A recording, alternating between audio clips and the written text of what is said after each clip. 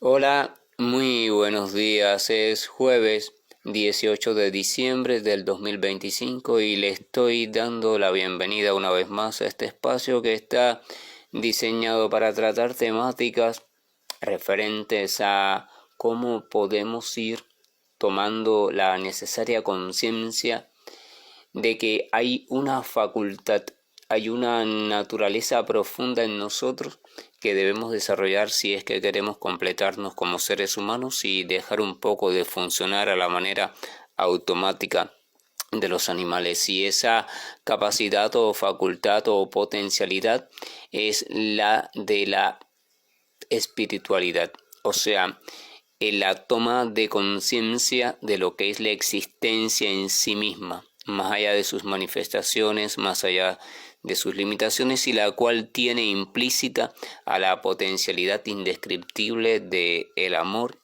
y del conocimiento perfecto. Hace 2 días que no transmitía mensaje en Roda Espiritual porque estamos en proceso de reorganización de las directrices a seguir en este espacio. Los mensajes que transmito, las propuestas de reflexiones que transmito nunca siguen un algoritmo fijo, puesto que no son un plan de estudio, sino que van siendo el resultado de una sincronización profunda con aquello a lo cual le llamo de muchas formas y a lo que la mayoría de las personas le llaman Dios. Estábamos transitando por una temática relacionada con la necesidad de acallar nuestra mente que está enloquecida para poder entonces responder de un modo más favorable e inteligente, más productivo interna y externamente a las diferentes situaciones siempre complejas que los tiempos de hoy nos están colocando y a veces nos colocan en manadas, o sea, al mismo tiempo nos llegan muchas situaciones que se vienen a sumar a las situaciones que ya estaban, y debido a nuestra incapacidad común para irlas gestionando de modo favorable, entonces simplemente lo que hace es que nos atormentamos, nos cargamos y derivamos en una suerte de cosas todas desfavorables, tanto para nuestro cuerpo, nuestra mente, nuestra familia, nuestro pueblo, nuestra humanidad toda. Estamos en un punto donde es necesario terminar de comprender algo, porque si no, no se puede seguir a lo demás, y es que todo nuestro mundo, toda nuestra realidad como seres humanos, la vivimos en eso a lo cual llamamos mentes, o sea, ya vivimos nuestra realidad, construimos nuestra realidad, respondemos a nuestra realidad, todo eso sucede en aquello a lo cual llamamos mente. Todos los colores, todas las formas, todos los sonidos, todos los sabores, absolutamente todo es percibido por este aparato al cual llamamos cerebro o al cual llamamos sistema nervioso central, y allí es donde se va almacenando y allí es donde se va combinando, allí le ponemos significados, allí le damos valoraciones y desde allí los recordamos, desde allí entonces después los transformamos. Todo sucede en nuestra mente. Eso es importante comprenderlo. Los estímulos pueden estar allí, más allá del cuerpo, pero esos estímulos no son percibidos por nosotros a no ser que les demos paso hasta aquello disculpen, que llamamos sistema nervioso central, y allí está aquello que no es palpable o aquel mundo construido al que llamamos mente. Por tanto, toda mi realidad la vivo desde la mente, y esa realidad, siendo una realidad mental, es una realidad construida. Somos constructores de nuestra propia realidad y de la forma en la cual respondemos a ella. Hay que reflexionar eso y hay que comprenderlo. Eso significa que cada persona tiene su propia realidad, cada persona tiene su propio mundo. Aunque vive en las mismas circunstancias externas, cada uno lo vive a su modo, a su manera, según ha podido, porque cada uno va haciendo una construcción diferente. Esa construcción, por supuesto, siempre va a estar mediada, siempre va a estar condicionada por su tipo de personalidad, por su familia, por su enseñanza, por su cultura, por su época, por el mundo, por los demás, por miles de cosas. y por tanto la construcción de su realidad va a ser totalmente diferente, aunque semejante en muchos aspectos, diferente a las realidades que los demás construyen. Ahora, en ese mundo mental que construimos también están aquello a lo que llamamos nuestras necesidades, y esas necesidades son las que básicamente en esencia nos empujan a actuar.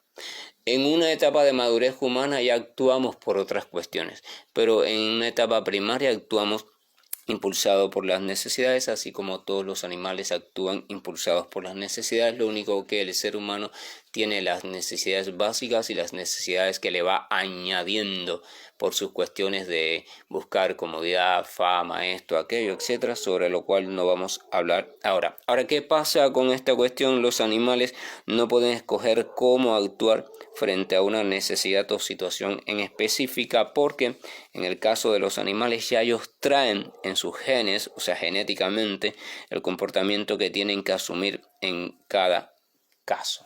O sea, cuando un animal tiene un estímulo, un gato siente el olor de un pescado y ya tiene registrado genéticamente cómo desesperarse, cómo moverse, cómo maullar. O sea, eso está registrado y lo va a hacer de la misma forma en caso de todos los gatos. El animal, dada su condición básica primaria, no puede elegir, estoy sintiendo el olor del pescado, pero voy a elegir seguir durmiendo. No, él no puede, sus genes lo arrastran, se desespera detrás del pescado y bueno, así es como el ser humano muchas veces simplemente se da cuenta de eso, envenena al pescado porque quiere matar al gato, viene al gato, se come el pescado y se murió el gato. O sea, eso hay que entenderlo con respecto a los animales, o sea, la herencia genética arrastra sus vidas, condiciona sus vidas sin remedio. Los seres humanos, siendo animales, también tenemos esa tendencia, pero además de esa tendencia tenemos otra capacidad. O sea, traemos también con nosotros la capacidad para en muy poco tiempo cambiar nuestras formas de reaccionar a las situaciones. Podemos aprender debido al bagaje cultural, por la transmisión de los aprendizajes culturales, a actuar de modo diferente a la tendencia genética, a la tendencia fisiológica programada. O sea, podemos dejar de ser autómatas y esclavos de nuestras necesidades. Y ese es el punto clave de la humanidad y ese es el punto clave de la liberación de nuestras vidas. Pero para hacer eso, habíamos dicho, lo primero que tenemos que lograr es detectar nuestras maneras automáticas de actuar. O sea, darnos cuenta que estamos siendo repetitivos, que estamos actuando como los animales, que frente a las situaciones siempre estamos respondiendo de la misma forma, aunque los tiempos vayan pasando y las épocas vayan cambiando. Por tanto, estamos en modalidad animal. Sé que de esto he hablado, pero es necesario comprenderlo, porque una cosa es hablar, otra cosa es escuchar y otra cosa es ponerse a reflexionar. Si no reflexionamos sobre lo que vamos escuchando, si no le dedicamos tiempo a tratar de comprenderlo por nosotros mismos, entonces es por gusto. Se vuelve una palabrería que se va almacenando en nuestra mente, después se olvida, se pasa al siguiente tema y esa no es la finalidad. Eso es seguir funcionando como animal. Entonces darnos cuenta, me tengo que dar cuenta de mis comportamientos automáticos, de cómo estoy respondiendo. Frente a las mismas palabras siempre cojo genio de la misma forma. Frente a los mismos sucesos siempre me desespero de la misma manera. Frente al mismo suceso siempre actúo de la misma manera. Es un ciclo. Es como una persona que se desmaya. No sé, ve una rana, le tiene gran temor a la rana, pero temor muy grande, empieza a sudar, empieza con temblores, le da falta de aire y de pronto se desmaya. Si la observamos, cada vez que ve a una rana le va a pasar el mismo ciclo de cosas, o sea, la misma cadena, porque es una programación automática y ya se ha establecido como programación y llega un punto en que simplemente se activa sin el consentimiento de la persona y la persona tiene la sensación de que no lo puede dominar. Realmente sabemos científicamente que no es así, sí se puede dominar en tanto ha sido una programación aprendida, o sea, no nació así. y por tanto se puede reformular. Pero esto es importante, darse cuenta de que todo en nuestra vida es a base de programaciones, porque estamos funcionando como animales y además porque las programaciones son necesarias, pero lo que no es necesario es que esas programaciones dominen nuestra voluntad, dominen nuestra vida. Las programaciones deben ser factibles a ser cambiadas justo cuando la inteligencia decida que ya no son funcionales. Si su modo de actuar ya no le está siendo funcional, entonces seguir actuando así va a ser un estorbo, y las programaciones deberían ser una ayuda y no un estorbo. Por tanto, el automatismo es necesario hasta un punto, hasta el punto en que no me impide mi flexibilidad o la flexibilidad necesaria, porque cuando me lo impide, ahí viene el sufrimiento, vienen los trastornos y viene el desgaste. Esto, repito, es sumamente importante. Entonces, detectar esas respuestas automáticas mías que sigo haciendo, que sigo tomando una y otra vez. No son fáciles de detectar porque son automáticas y las considero normales. No van a ser fácil de transformar porque llevo haciéndolas mucho tiempo y por tanto están bien arraigadas, pero hay que detectarlas y después veremos lo que hacemos con ellas. Tomar conciencia siempre es el primer punto y ya lo habíamos mencionado en mensajes anteriores, para después romper con esa repetición no consciente y elegir otra desde la inteligencia y el amor. No es quedarnos sin programaciones, no es quedarnos sin respuestas automáticas, sino elegir para un momento y una etapa determinada otro tipo de respuesta que resulte, por supuesto, más favorable y que resulte más acorde con la realidad de la situación por la cual estemos pasando. Ahora, ¿qué pasa con esta cuestión de detectar para después transformar? No se puede hacer mientras que estemos en el medio del remolino de la mente. Mientras estamos arrastrados por la mente y sus locuras, no lo podemos lograr. Por tanto, por lógica, el primer paso o lo más importante para lograr eso es que tenemos que aquietar la mente, tenemos que darnos cuenta que nuestra mente está desbordada, está enloquecida. Decíamos en encuentros anteriores que nuestra mente está intentando ir a la misma velocidad de los tiempos, pero los tiempos están yendo a una velocidad no saludable. La sociedad está yendo a una velocidad no saludable. Los cambios están ocurriendo a una velocidad no saludable. Eso se llama locura, y cuando intentamos ir a ese propio ritmo simplemente nos despedazamos, porque el mecanismo de procesamiento de información humana y el mecanismo de búsqueda de respuesta coherente e inteligente no sucede a ese mismo ritmo. Entonces se nos van acumulando tareas pendientes hasta que llega un momento en que nos desbordamos. Ese desborde a nivel físico se llama enfermedad, a nivel mental se llama trastorno mental.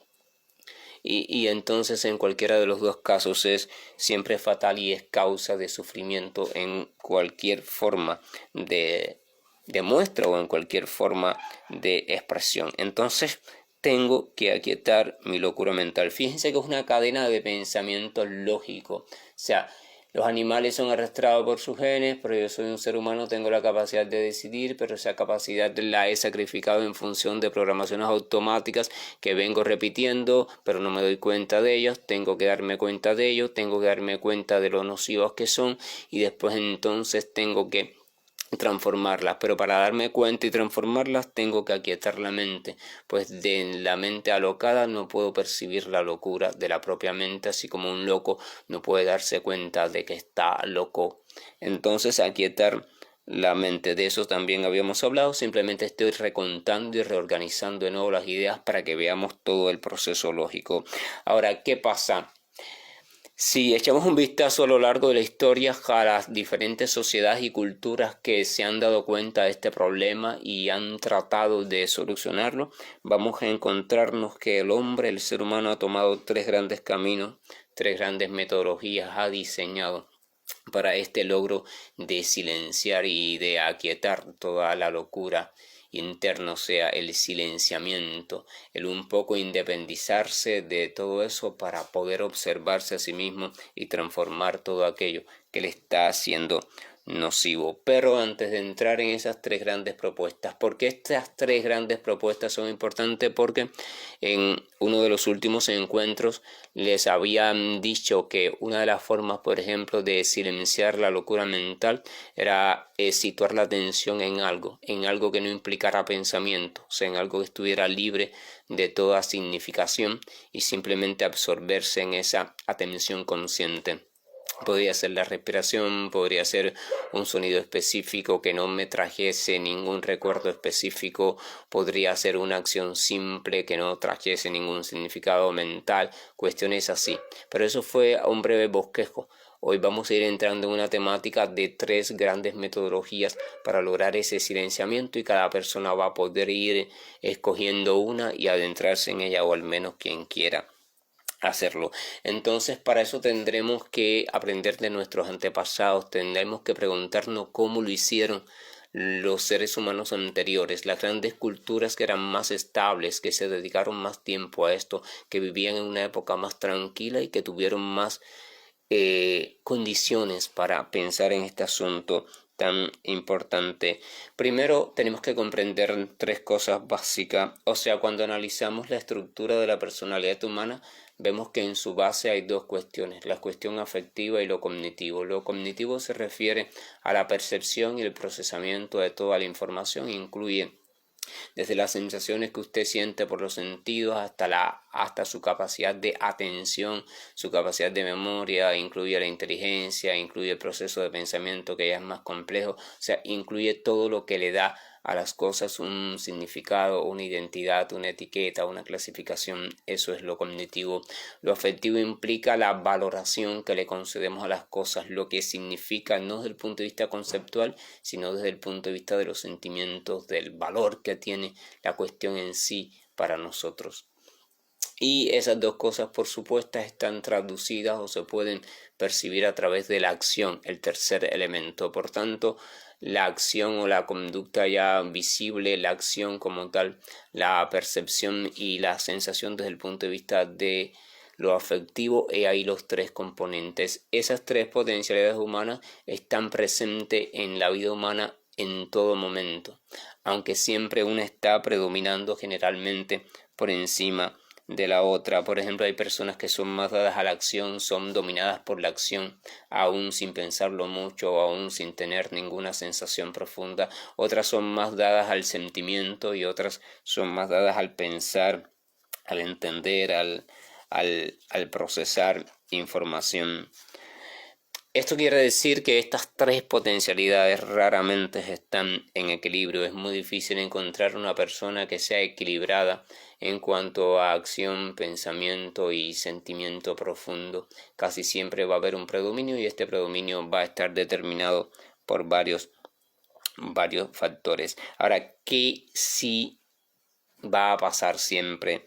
Y es algo también que hay que comprender. Estas tres potencialidades, o sea, estas tres potencialidades de acción, lo perceptivo, o sea, lo cognitivo y lo afectivo, son interdependientes, porque en verdad conforman a una única unidad, pero las separamos para su estudio, pero son interdependientes. Quiere decir que un cambio en una, si ese cambio se mantiene lo suficiente, va a provocar inevitablemente el consecutivo cambio en las demás o el reacomodamiento de las demás.